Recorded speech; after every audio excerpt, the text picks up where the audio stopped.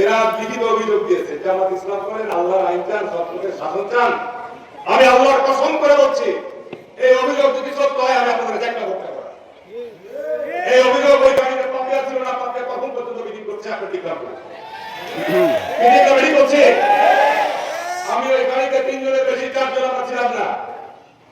আপনারা ক্ষমতায় যাননি, তার আগে মিথ্যা মামলা দেওয়া শুরু করেছেন। তাহলে ক্ষমতায় গেলে কি অবস্থা হবে ভাই? আওয়ামী লীগের চুপ করে আসলাম, বাড়িতে থাকতে পারিনি।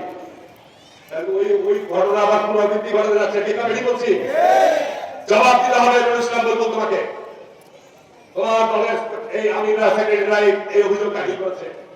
এই মিথ্যা অভিযোগ দেওয়ার জন্য তোমাকে এই অঞ্চলের মানুষ আগামী 12 তারিখ প্রত্যেক ছাত্র আমি বিশ্বাস করি। আর যদি সত্য হয় তাহলে আমাকে প্রত্যাখ্যান করবে। তাই তো আপনাদের ছেড়ে দিলাম। আর এমপি জনগণের সামনে যে ওয়াদা করে যে কথাটাই তার নাম করে ইনশাআল্লাহ হয় না। আমি নির্বাচন অঙ্গীকার নিয়ে কাজ করছি, আজকের উন্নয়ন পদ্মায় বাদ করতে চেয়েছি, পদ্মার বাঁধ আল্লাহ করে দিয়েছে, ঠিক না? বলছি